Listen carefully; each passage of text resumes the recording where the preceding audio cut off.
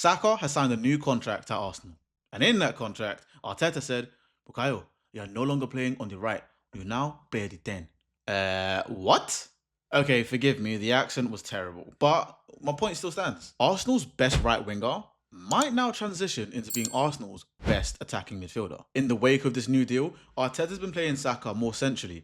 And it begs the question, is he just experimenting tactically?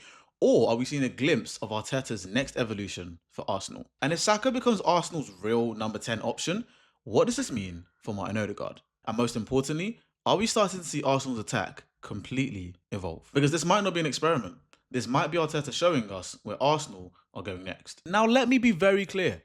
I am not saying from Northern Derby onwards, Saka shouldn't play out wide and he should play as a number 10. I'm not saying that at all. This is simply just a tactical conversation. And in this conversation, we're looking at these three things. Number one, what is Arteta testing? With this potential evolution, what is he moving the team towards or away from? Number two, the skill set that Saka currently has, does it actually match for what the number 10s in world football thrive at right now? And number three, are Arsenal transitioning back towards more fluid football by making Saka their franchise player and their cornerstone in the attack? Because this new contract isn't just Arsenal locking down their best player.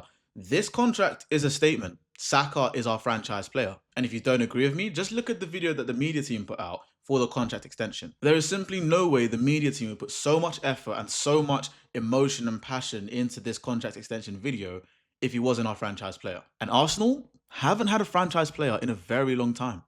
Just think about it. We've had iconic duos in terms of, Aubameyang and Lacazette, Sanchez and Ozil, and you could probably even take that as far back as Van Persie and Walcott. But there's never really been that one franchise player. So Arteta is now showing us and telling us that, yes, Saka can dominate from the right, but he can also dominate from the middle. Me personally, I think that changes a lot. But before we even ask ourselves whether or not Saka can play as his number 10, I think we should look at what a world-class number 10 in world football looks like right now. Because in this current day and age, it's no longer about flares and who has the most tricks, who can play the most fanciest of passes. The best attacking midfielders today can receive under pressure, carry through traffic, create chances, score goals, press aggressively, and make top-tier decisions at speed. So let's go through that checklist of skills, and let's tick off every single skill that Saka has. Skill number one, receiving under pressure. A top number 10 has to be comfortable in traffic. The central midfield area of the park is usually referred to as the engine room because there's a lot going on. That is where things start to tick. With the players back to goal, the defender being tight on him, and space not being afforded to them, can they still make the right decisions to feed their team? Bukayo Saka absolutely can. He's already used to being doubled up and even sometimes tripled up out wide. And one of Saka's biggest skills is his ball security under contact. When players get near him, he can still keep the ball and protect it. Now, don't get me wrong,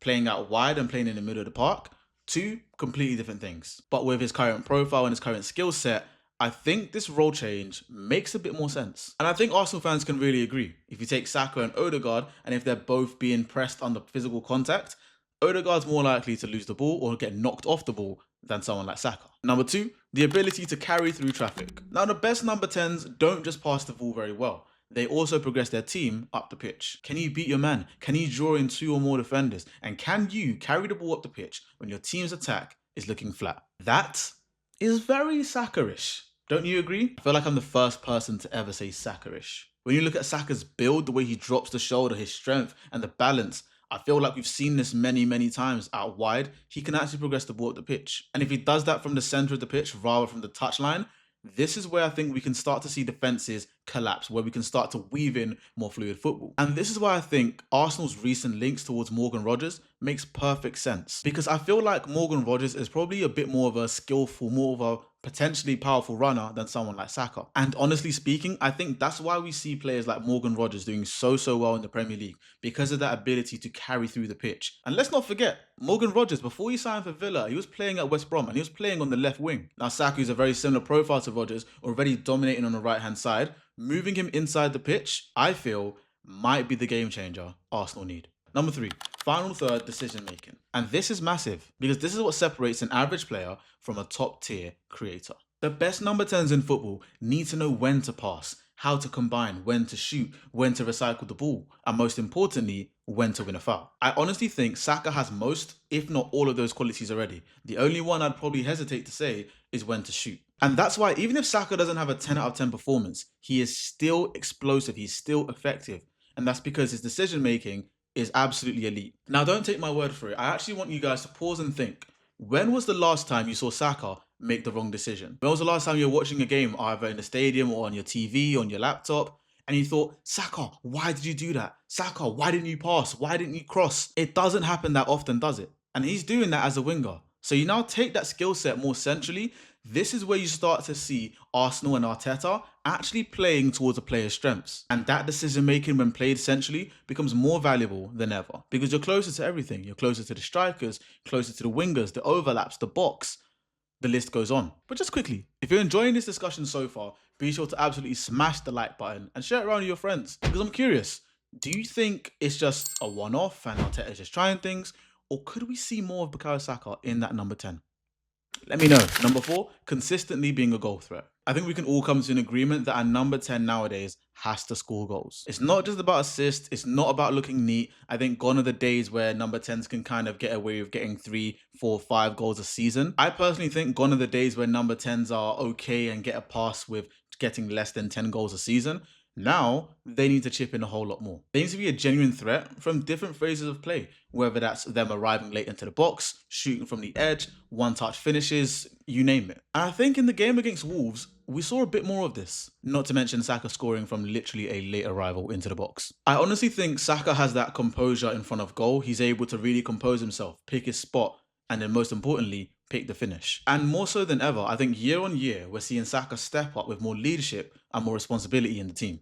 And I think that's why he's vice captain. So by moving him centrally, I don't think it really affects his scoring output. If anything, I think it's a benefit. Now with that quality a bit more centrally, you start to ask defenders a bit more questions. Is he going to shoot with his left or is he going to shoot with his right? Making him a bit more unpredictable in a far more dangerous zone. Number 5, work rate and passing. And I think this is one of the biggest reasons why Arteta would trust Saka in a more central position. Because modern football aside, in Arteta's team, you have to work. That is the fucking standard of the club. It's all about staying switched on, tracking the runners, pressing the double pivot. Saka out wide already gives you that. And this is where the conversations around someone like Eberechi Eze comes into play. Because there's no denying Eze is a top talent, a top tier creative midfielder. But we can all admit he's still adjusting to the intensity and the demands of Arteta's system and how it is to play as an attacking midfielder in Arsenal. With someone like Saka coming in more centrally, he already knows what it takes to play in these types of positions. He already knows what it takes to play in a system for Arteta. So if Eze is more of a luxury and a flair option in the team,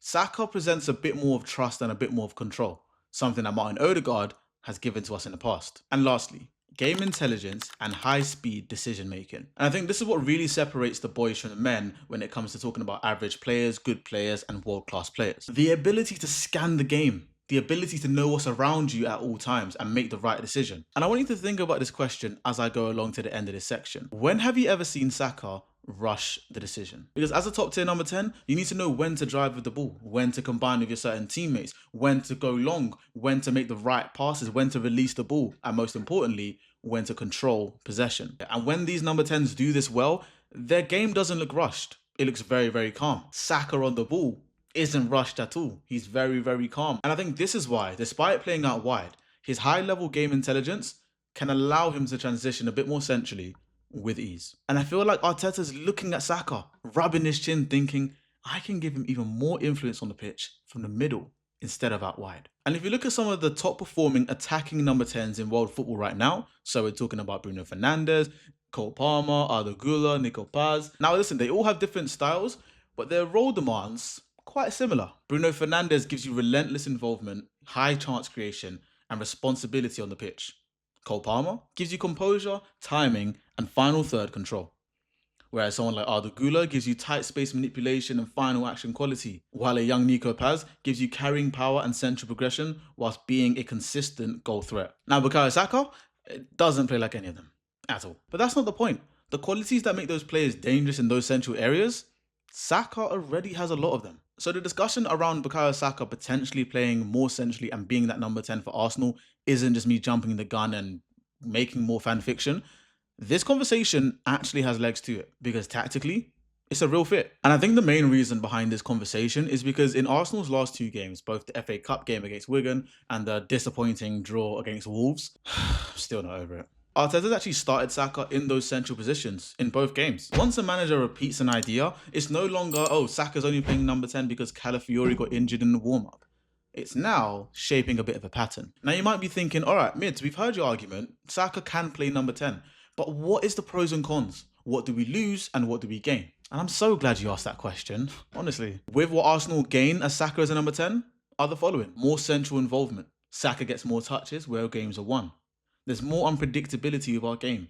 Defenders can't just lock him to the touchline and double up. And lastly, a stronger transitional threat. If Saka receives the ball centrally and is allowed to turn, I believe wholeheartedly Saka's first thought is let me go forward and drive my team up the pitch. However, there are some cons. There are some negatives to Arteta playing Saka as a number 10. Number one, you lose a bit of that elite touchline threat. Saka out wide on the ISO is definitely one of Arsenal's still most potent and reliable attacking threats. Number two, you need a different player to hold the width as effectively. You need structure around that player. You need to now build relationships with that player. That iconic Saka, Ødegaard, Ben White triangle we saw 3 seasons ago now has to evolve. Will it be Madueke, Saka and Timber? Who knows? Number three, defensive responsibilities in midfield are very different to the responsibilities out wide. The pitch becomes a bit more crowded, it's a bit more physical, and defensively speaking, is more demanding in transition. So this is where the conversation moves away from can Saka play as a number 10, more so to can Arsenal maintain the same balance when Saka is in the middle of the pitch? And this is where we ask the question of what happens or what does this mean for Martin Ødegaard? Will he be sold in the summer? Will he become a role player? Will Ødegaard and Saka play together? Who knows? Honestly, these are just random questions. But I want to be very, very careful here and very clear, because I'm not saying that Saka is now going to move into the number 10 and usurp our captain Martin Ødegaard, because Ødegaard is still massively important to the way that Arsenal press, the tempo at which we play at when it comes to building up from the back, stringing passes together. Ødegaard is still a very, very important piece of that. And he's still our captain, if that means anything to you. But if Saka can prove that he can play this position very, very well and thrive just as much as he did when he was out wide, then you have a serious question on your hands. Because Saka in that central position, giving you the physical ball control, more directness through contact, and actually being a direct goal threat from the middle of the park, is something that Ødegaard hasn't been able to give us in the last 2 seasons. And that's where someone like Eberechi Eze joins the conversation. But he still might need some time to adapt to the intensity and the demands of that position. Whereas Saka already lives in that intensity.